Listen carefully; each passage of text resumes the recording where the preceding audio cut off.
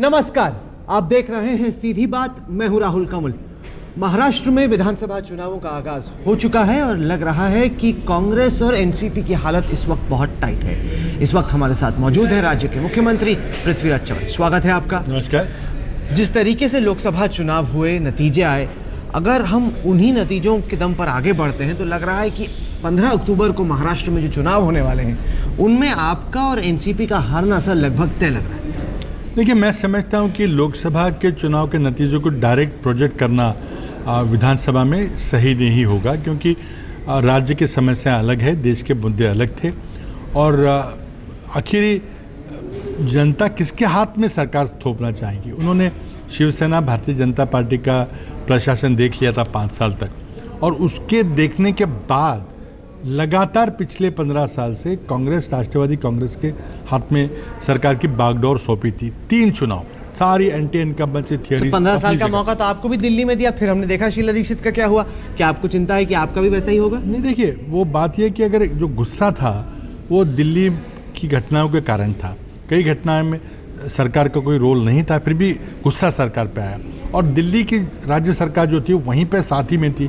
लोगों ने केंद्र सरकार और दिल्ली की राज्य सरकार में बहुत ज्यादा फर्क नहीं किया और उसका गुस्सा शीला जी को भी सहन करना पड़ा। सर, जहां एक तरफ दिल्ली में यूपीए सरकार ने कई घोटाले दिए, वहीं महाराष्ट्र में आपकी सरकार भी घोटालों के लिए जानी जाएगी। आदर्श का घोटाला हो, लैंड स्कैम हो, इरिगेशन स्कैम हो, वहां कोलगेट था, CWG था, 2G था, यहां पे आपकी अपनी फहरिस्त है।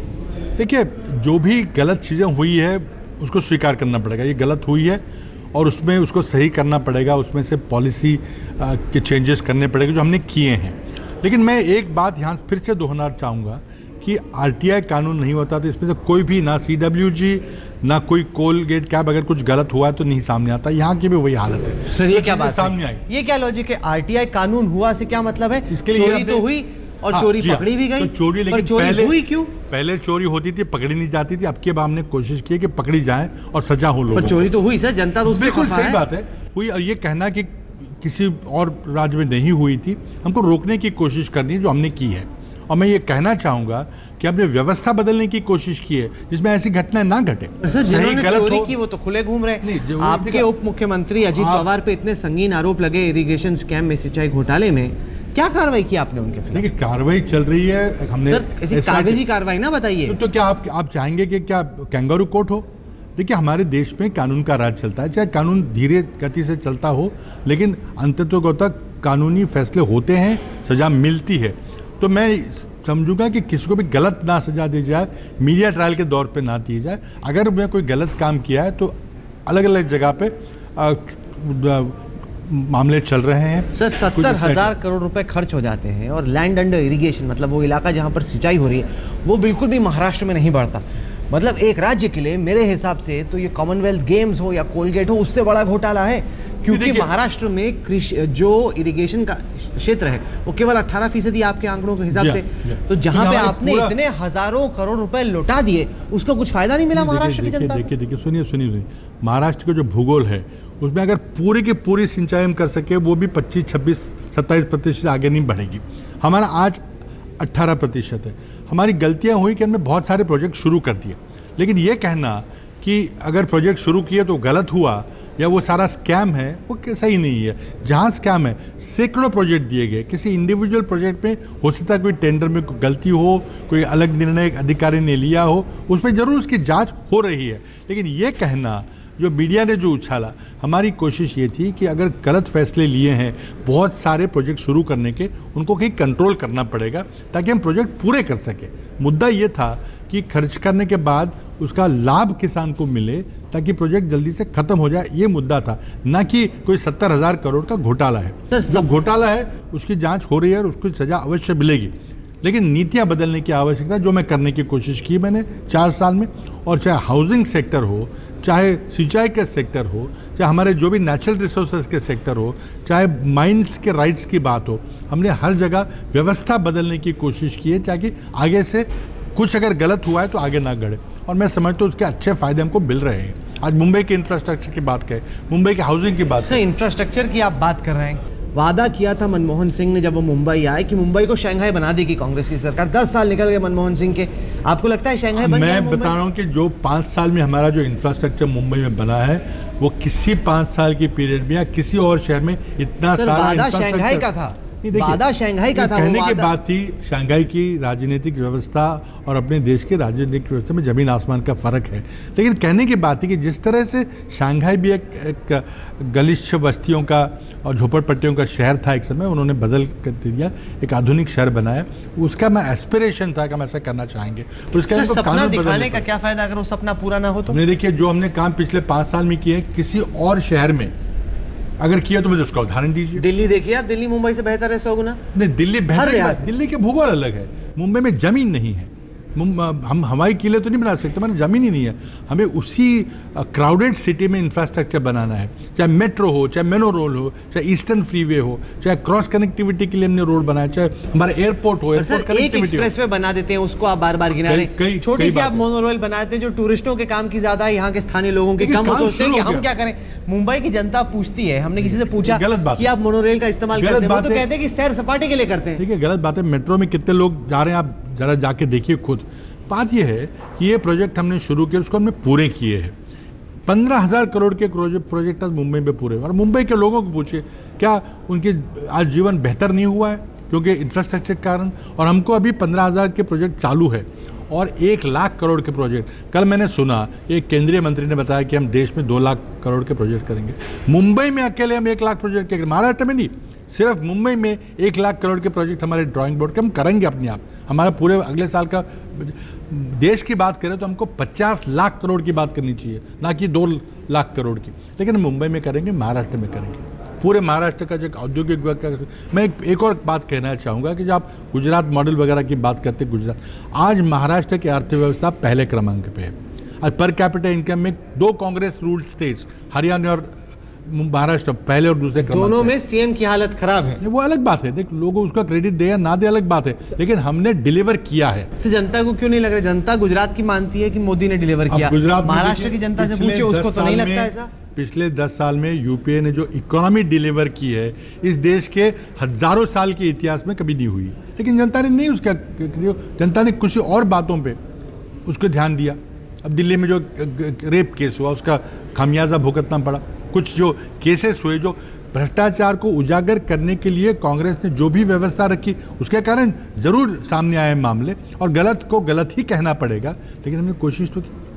क्या पहले सरकार में कुछ कोशिश की थी? यहाँ शिवसेना और बीजेपी का 5 साल हुकूमत थी, उसको देखने के बाद सरकार ने बीजेपी और शिवसेना को जो सत्ता से बाहर निकाला है, पिछले 15 साल सत्ता के आसपास आने में शिवसेना सरकार से बाहर निकाली गई। लेकिन क्या मोदी के हवा के दम पर एक बार फिर से महाराष्ट्र में एनडीए की वापसी होगी? ये सवाल पूछेंगे पृथ्वीराज चव्हाण से। हवा पे नहीं चलेगी, छोटे से ब्रेक के बाद हवा पे महाराष्ट्र की जनता नहीं। पृथ्वीराज चव्हाण हमारे साथ है। हमने देखा किस तरीके से मोदी की आंधी थी, तूफान था, साइक्लोन सा था देश भर में लोकसभा चुनाव में। आपको लगता है कि तूफान के बाद की हवा काफी होगी मोदी और एनडीए की नैया पार लगाने के लिए मुंबई में? देखिए, मोदी तो महाराष्ट्र के मुख्यमंत्री नहीं बन रहे हैं।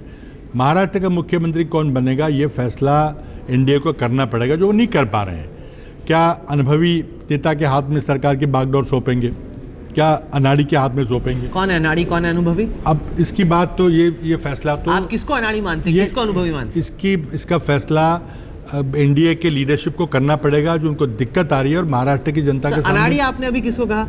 नेता को कहा मैंने ये कहा कि जिनको कोई प्रशासन का अनुभव नहीं है, उन लोगों के हाथ में सत्ता देगी क्या, इसलिए वो कर नहीं पा रहे हैं और नहीं कर पाएंगे।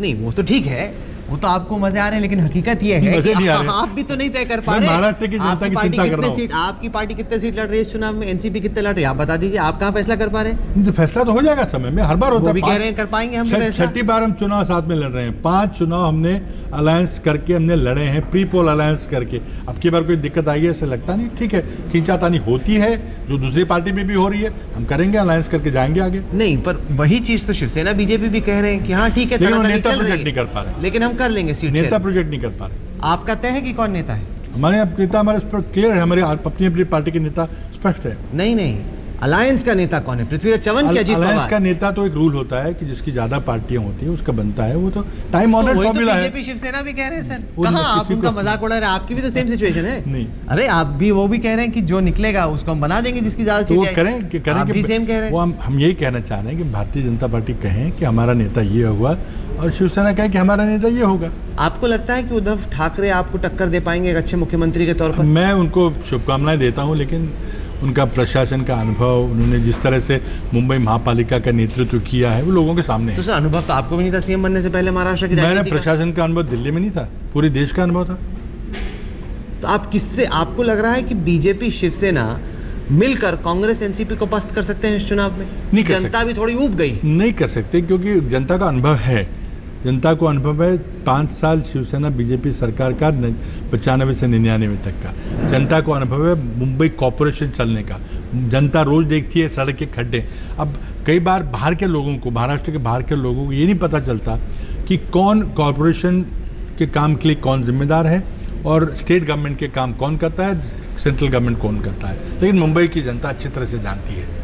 सर अगर हम देखें हाल के दिनों में लग रहा है कि कांग्रेस बहुत पैनिक मोड में आ गई, एक के बाद एक आप ऐसे फैसले ले रहे हैं, पॉपुलिस्ट फैसले, वोट जिताने वाले फैसले। अब आपने मराठाओं के लिए वोट को रिजर्व कर दिया है, अब मराठा उसको आप रिजर्वेशन देना चाह रहे हैं। शिक्षा में और जॉब में क्या लॉजिक है इसका? जिस समुदाय से लॉजिक वही महाराष्ट्र है। के ज्यादातर मुख्यमंत्री निकल के आते हैं, जो समुदाय हावी है महाराष्ट्र की राजनीति पर, उसको अगर आरक्षण की जरूरत है। एक व्यक्ति मुख्यमंत्री बनता है, लेकिन जो 32% समाज है, क्या उसकी हालत बदतर उसकी नहीं भी है? मालिक और सामाजिक हालत देख लीजिए। उसके लिए हमने जांच बेहतर की है थी। बल्कि वाकई से। उसकी हमने जांच की थी। उसके लिए एक न्यायिक प्रक्रिया है, कितने अवसर है, कितने शिक्षा के अवसर मिले आम आदमी को। जो हम दिखते हैं, चेहरा देखते हैं टेलीविजन में, एक व्यक्ति का देखते हैं, मुख्यमंत्री का देखते हैं, मंत्री का देखते हैं, लेकिन आम किसान की जो सिंचित भूमि पे नहीं, जो ड्राई लैंड फार्मिंग करता है, उस किसान की हालत क्या है, उसकी किसी ने नहीं देखा। उसकी हालत सुधारने के लिए हमारे 57% लोग आज भी खेती करते हैं और उसमें खेती पे अपना उधर निर्वाह करते हैं, उनकी जीवनी जो होती है, उसकी हालत क्या है। इसलिए चाहे मुस्लिम ओबीसी मुस्लिम समाज के पिछड़े लोग हों या मराठा समाज के जो क्रीमी लेयर से नीचे लोग हों, उनके लिए शिक्षा में और नौकरियों में आरक्षण देने की बात की गई है। जब आपको भेजा गया मुंबई, तब लोगों ने कहा कि ये भला आदमी तो है, लेकिन कहाँ जाके मुंबई चलाएगा, इसकी बस की नहीं है। आपको लगता है अब 4 साल बाद कि दिल्ली में ही ठीक थे, कहाँ आके फंस गए? आप बताइए दिल्ली के लोग अब क्या कहते हैं, जो उस समय कहते हैं। दिल्ली के लोग जो कहते हैं वो छोड़िए, मेरे को तो महाराष्ट्र के लोग, आपको तो महाराष्ट्र के लोगों की चिंता होनी चाहिए। आज मैं बता रहा हूं कि अपनी बात अगर मैं करूं तो महाराष्ट्र का मुख्यमंत्री पद ये एक देश का सबसे बड़ा पद है। करीब 14 करोड़ लोगों की हम बात करते हैं और उनके वेलबींग की, उनके जीवन मान ऊंचा करने की बात करते हैं। और मैं समझता हूं इससे बहुत कम देश है। वैसे ही जैसे मैं हमेशा कहता हूं कि महाराष्ट्र की आबादी जो है, सिर्फ 12 देश ऐसे जो हमसे बड़ी आबादी रखते हैं। हम यूरोप के किसी भी देश से हमारा बड़ा देश है और इतने बड़े देश, इतने बड़े राज्य को चलाना ये कोई आसान बात नहीं है। लेकिन मैं बहुत फख्र करता हूं कि नेतृत्व में मुझे मौका दिया महाराष्ट्र को संभालने का। आपने अपनी रिपोर्ट कार्ड हमारे दर्शकों के सामने रखी, अब हम मौका देंगे वोटर्स को आपकी मार्किंग करने का। वक्त देने के लिए महाराष्ट्र के मुख्यमंत्री साहब आपका बहुत बहुत शुक्रिया। तो ये थी पृथ्वीराज चव्हाण से आज की सीधी बात। ये कार्यक्रम आपको कैसा लगा? आप अपनी राय हमें ईमेल के जरिए भेज सकते हैं। हमारा ईमेल का पता है sb@aajtak.com। साथ के साथ इस कार्यक्रम को आप हमारी वेबसाइट पर देख सकते हैं, जिसका पता है www.aajtak.in/सीधी बात। तो अगले सप्ताह एक बार फिर से मुलाकात होगी। तब तक के लिए देश और दुनिया की बाकी खबरों के लिए आप देखते रहिए आज तक।